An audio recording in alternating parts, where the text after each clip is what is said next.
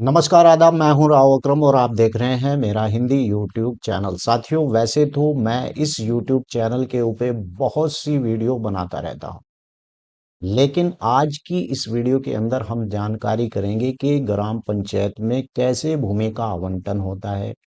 और ऐसी कौन सी भूमि है जिस पर आपको आबादी के लिए या कृषि भूमि के लिए पट्टा मिलने की संभावना होती है। और साथ ही जानेंगे कि अगर आपके पास स्वानिक उपयोग की भूमि है तो क्या स्वानिक उपयोग की भूमि के बारे में क्या नियम कानून है, और साथ ही जानेंगे कि आप तालाब की भूमि के ऊपर कब्जा क्यों नहीं कर सकते। वीडियो पर बने रहिए क्योंकि मैं हर एक टॉपिक पर इसी प्रकार से वीडियो बनाता हूं ताकि आप लोगों को समझ में आए।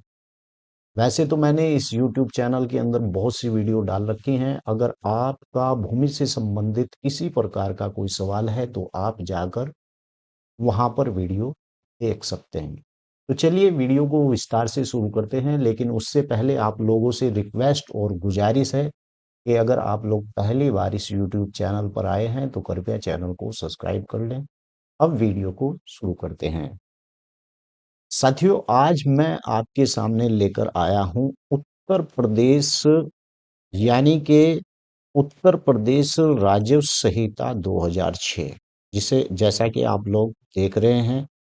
और उत्तर प्रदेश राजस्व संहिता 2006 और साथ ही रेवेन्यू कोड, यानी कि रेवेन्यू कोड रूल्स 2016 और उत्तर प्रदेश राजस्व संहिता नियमावली 2016। तो आज हम जो बात करेंगे तो वो बात करेंगे कि ग्राम पंचायत के अंदर ऐसी कौन सी भूमि है जिसके ऊपर आपको भूमि का पट्टा मिल सकता है, और ऐसी कौन सी भूमि है जिसके ऊपर आपको भूमि का पट्टा नहीं मिल सकता है। यानी कि नियम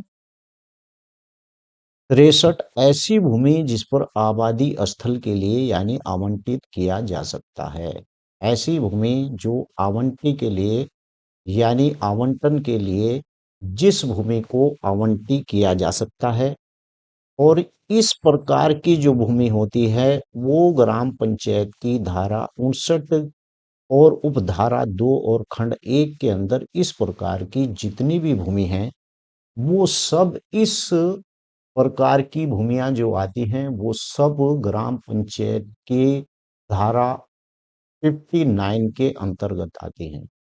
चाहे वन भूमि हो, चाहे ग्राम पंचायत की वार्षिक उपयोग की भूमि हो, चाहे चरागाह की भूमि हो, चाहे वन की भूमि क्यों ना हो, यानी कि जिस पर वन लगाकर पट्टे के आधार पर दी जाती है, यानी कि तमाम जितनी भी जमीनें होती हैं वो ग्राम पंचायत की धारा 59 यानी उत्तर प्रदेश राजस्व संहिता 2006 धारा 59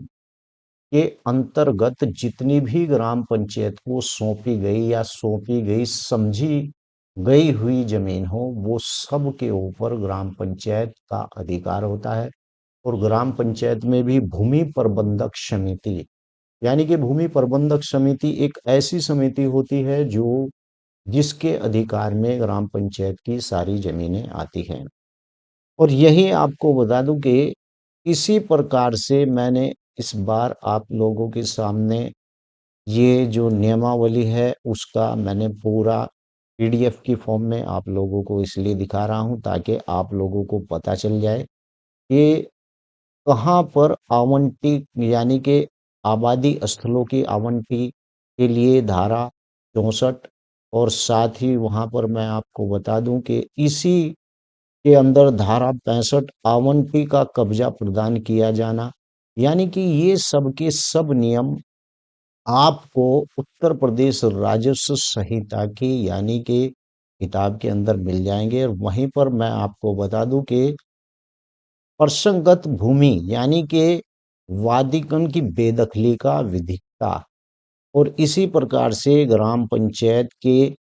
संपत्ति और उसके दुरुपयोग का गलत वियोजन करने की अधिकारिकता, यानी कि उत्तर प्रदेश संहिता 2006 की धारा के अनुसार, यानी कि ग्राम पंचायत में जो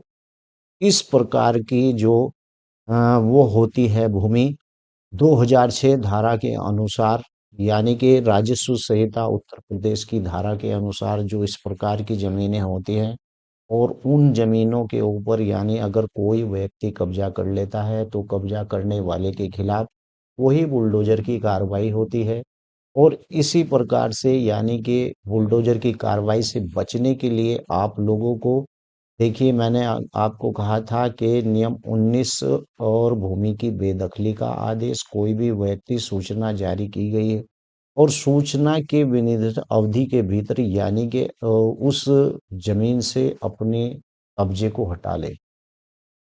जब कोई व्यक्ति ग्राम पंचायत की भूमि पर कब्जा कर लेता है तो उसे एक नोटिस आता है, कारण बताओ नोटिस। 30 दिन का उसके अंदर समय होता है। अगर 30 दिन के अंदर उस व्यक्ति ने उसका जवाब दे दिया तो ठीक, अन्यथा फिर बुलडोजर की कार्रवाई होगी। और जो व्यक्ति वहां से बुलडोजर लेकर आते हैं तो बुलडोजर का किराया भी उसी व्यक्ति को देना पड़ता है जिस व्यक्ति ने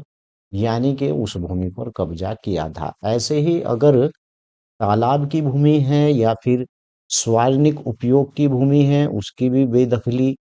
ऐसे ही होती है। सार्वजनिक उपयोग की भूमि के ऊपर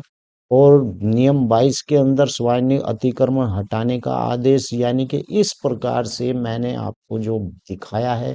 दिखाने का मतलब सिर्फ यही है कि अगर आप लोग इस प्रकार की जो भूमियां होती हैं उन पर कब्जा करते हैं, जैसे तालाब की भूमि हुई और ऐसे ही चरागाह की भूमि हुई और ऐसे ही खलियान की भूमि हुई, तो अगर इस प्रकार से बिना आवंटी हुए और आप उसके ऊपर कब्जा कर लेते हैं तो यहाँ पर आप पर कार्रवाई हो सकती है।